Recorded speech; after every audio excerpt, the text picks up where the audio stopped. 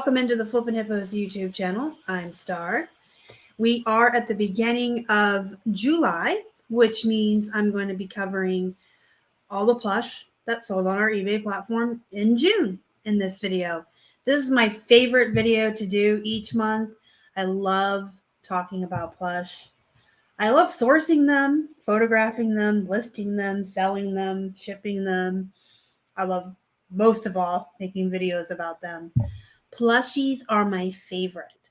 You can see by the tabs at the top, we didn't sell that many, about 9. 5, 6, yeah, 9. We sold 9 plush on eBay last month. So it was a slow month for my friends to find their new forever homes on the eBay platform. We sold a few plush on Posh Market Macari also, which I will be showing in other upcoming videos. I like to recap a lot of different platforms and sales at the beginning of each month. These are going to be different than my regular what sold videos. I don't really cover as much of the cost of goods and how it's shipped. I do those kinds of informational videos once a week on my what sold on eBay every Monday. So you can catch those every week where I talk more in depth of cost of goods and how it's shipped and other information like that. In these monthly recaps, I just like to show you what sold and kind of talk about the brand or the character or why it's a good idea to source this. And you know, when I do the other platforms, I'll talk about that as well. So, without any further ado, let's start with the SeaWorld turtle. He sold on a best offer of $14. And I picked him up because he was a recognizable theme park plush. So some of the theme park plush are going to be huge bolos and sell for tons of bunches of money. And some are kind of bread and butter. It kind of depends on the size, what type of animal you have, what character it is, and what theme park it's from. If the cost of goods is right, like $1 or less, I pick them up regardless of where they're from or who they are and figure it out when I get home. I don't mind bread and butter. I don't mind filler plush, and I don't mind selling in volume. So once I saw the SeaWorld tag there, I, of course, brought this turtle home. If you guys find Shamu, the killer whale, or the orca, that one does go for a little bit more, especially the larger ones. Next up, we have a Curto toy yellow Labrador Retriever. I didn't necessarily pick this guy out because he did come to me in a lot, but Curto toy was new to me. It seems to be a pretty good, solid bread and butter brand. I did take a best offer of $13 on this plush. He's just really cute, very unique. I find a lot of times if you have plushies of dogs that are clearly like a specific breed and you use that breed's name in your keywords, those do really well. Some breeds more than others. You just have to do your comps and your new research to find out which ones do well. But I have found that Labradors, black and golden, and a lot of the smaller terrier dogs do really well. Next up, we have a Hobby Lobby elephant. Of course, I picked this up because I recognized the Hobby Lobby on the tag. But when I got this elephant in particular, I had never seen a Hobby Lobby plush before. So I was curious. It was 50 cents, you know. I picked it up. I will be picking up more Hobby Lobbies if I find them in the future. This one sold for $15.99. And it's just a little elephant with hearts. I could have put Valentine's Day in the title too. That would have been an option because of the hearts and that it's pink. Next up, we have an Aurora Penguin. Aurora is a good brand. Some are going to go for a lot of money. They have some vintage plush that does really well. The majority of Aurora will fall into the bread and butters. They have all different kinds of animals, and a lot of their animals are realistic. And I like to point that out in my plush videos. When you have a realistic looking animal, use the term realistic in your title because people are looking for that, especially with specific animals like penguins and lions and bears, oh my. But people are looking for realistic animals in a lot of the cases. So if yours looks real, definitely put that in there. And if they have any damages, you guys always take a close-up photo of that and then just disclose it in your description.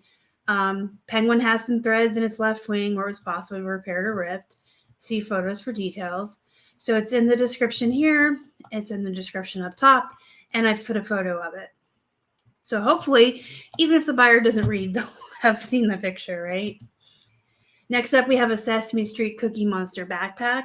I just have listed this a couple weeks ago. It came in that big haul. I did the unboxing that I got sent to me from my friend that picks these out at the bins for me. And he sold pretty fast. Usually Cookie Monster doesn't sell that fast for me. Usually he's very long tail. And if he's not like an official Jim Henson plush or Sesame Street on the tag, if it's like a Mattel or Hasbro, Cookie Monster really doesn't comp that high either. I've had some that I've sold for like $7.99, like little 6-inch ones. But this was a backpack and it is larger. It's 15 inches. So I was excited to see this come out of that box and to list it. There was also a Clifford backpack, which I believe sold on Poshmark or Macari, but you'll see that in an upcoming video. Both of those moved pretty quickly.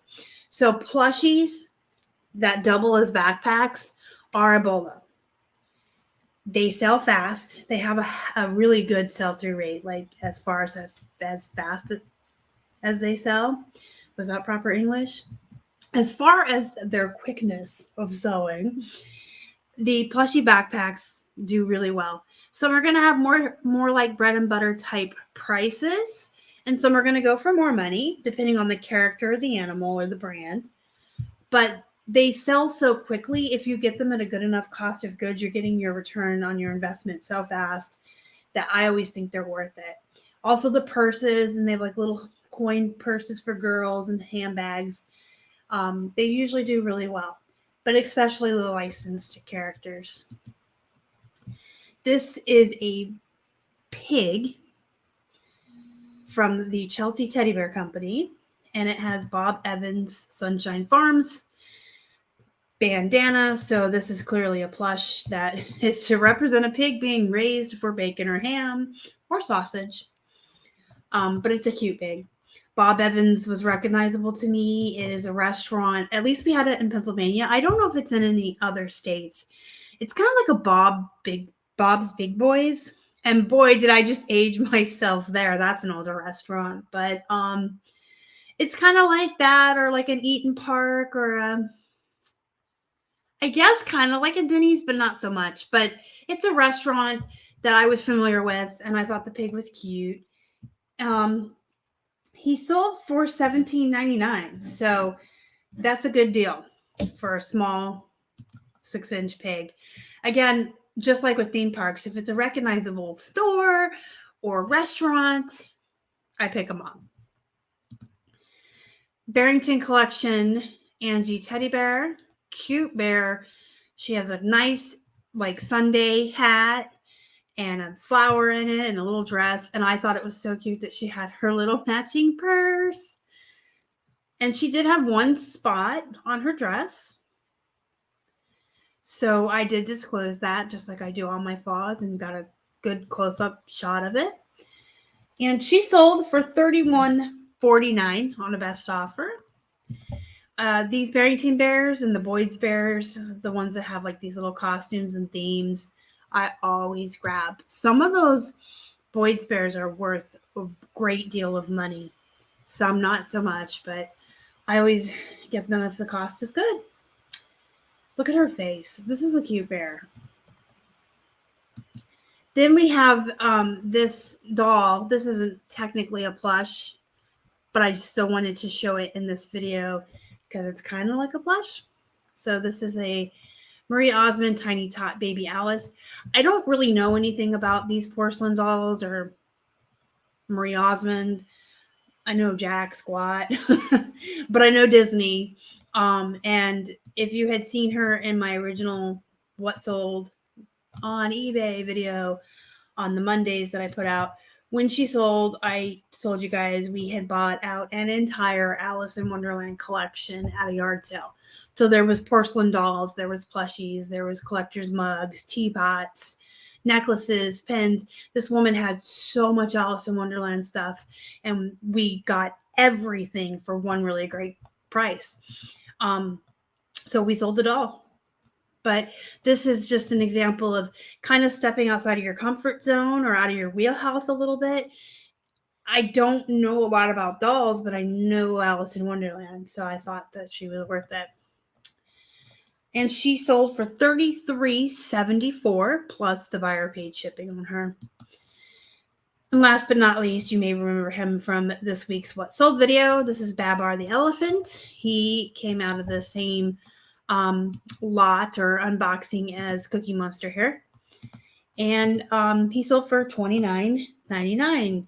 And I do remember him. He is a classic character from my childhood. I had the books and everything. So these classic characters do well.